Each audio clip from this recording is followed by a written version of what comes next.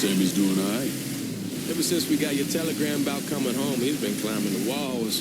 What if the plane crashes? What if the train's delayed? What if they call him back? And he goes stand in front of the kitchen window and sip his whiskey like he was expecting you to come strolling up the sidewalk. Don't say nothing about me telling you that. I won't. He'll be fine once he sees you. Ever since Mama, hell, you know how he gets.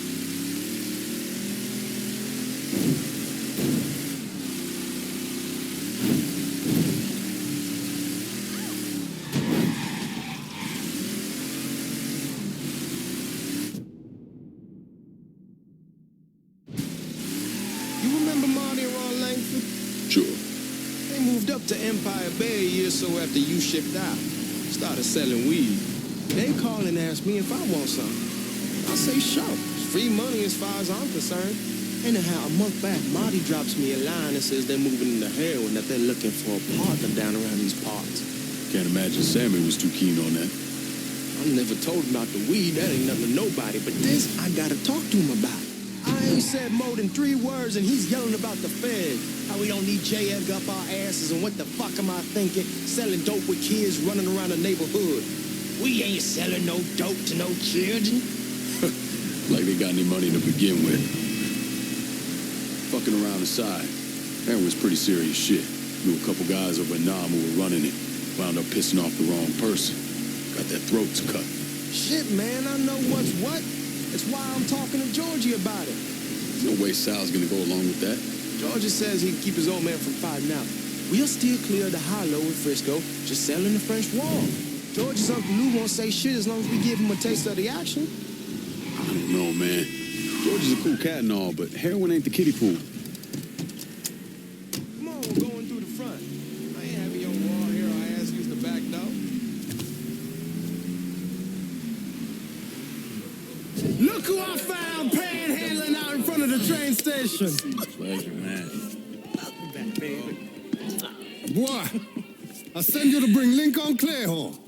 Not the big nigger who ate him. Well, shit, old man. I finally went somewhere they knew how to cook. Welcome home, son. How are you? I'll be better once I get some of that shine in me. I always did love corn whiskey. I would like to make a toast. My father used to say that the real worth of a man came from the mark he left on the world. When Lincoln first told me he was joining the military, I was against it. Too dangerous, I say. Let those people fight their own war, I say. But then I realized Lincoln needed to go out and make his mark. And that's precisely what he did. I'm so proud of you. Paul Lincoln, bienvenue à la maison. Paul Lincoln, bienvenue à la maison.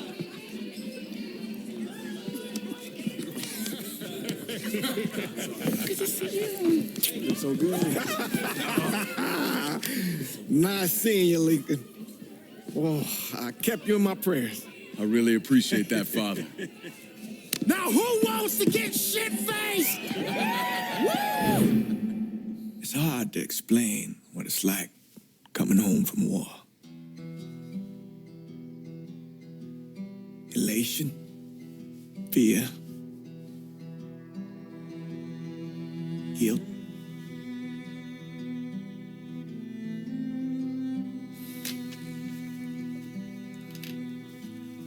Imagine being trapped in a dark room and there's no way out.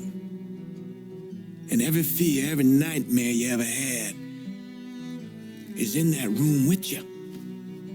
And there's no escape from any of it. And then one day, a door opens and you're free to go. Just like that. The thing is, you made your peace with your terror and your fear of death. And now part of you is afraid to leave it behind. But what choice do you have? Every soldier has to walk through that door, one way or another.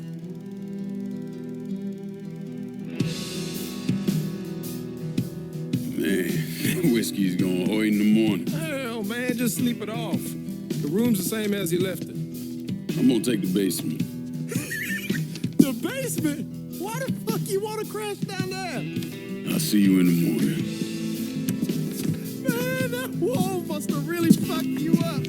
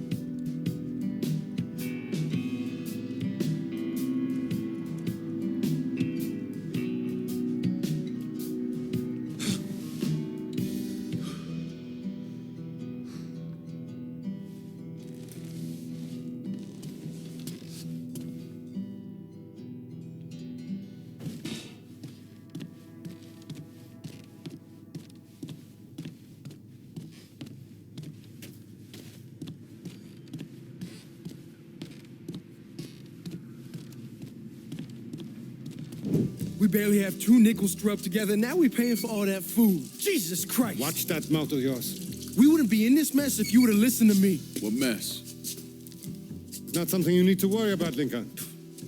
I got it under control. Under control. God damn it, you need to... Boy, I'm not warning you again. Have it your way, old man. Let him be. He needs to cool off. You mind telling me what's got him so riled up? We've been having problems with the Haitians. But like I say, I got it under control. Well, truck's all loaded up. I figure we got enough out there for... Should I come back? In honor of your returning to us safe and sound, I made a donation to Father James here. Supplied him with food he can hand out to some of our needier family. Well, I was hoping you'd lend me a hand, Lincoln, and give you a chance to see the neighborhood. This thing with the Haitians, how serious is it? You know Ellis. Someone looks at him the wrong way, he's on them like a wet dog. Like I said, I can come back. Nonsense. Lincoln needs to get out. Enjoy the day. Besides, be good for the two of you to spend some time together. Go on. Those people waiting on their food. Oh, I saw Langan a couple times once he was first back. He told me he wanted to leave town, head out to California. Now, he had a friend in the service who could get him a job working at the Mare Island shipyard. And the only reason he came back was to tell Sammy and Ellis goodbye. But then he found out about the trouble Sammy was having with those Haitians. So he decided to stay and help. Those Haitians, they are bad news. No talking Lankin out of it. Whatever else he might have become, Lankin was always loyal.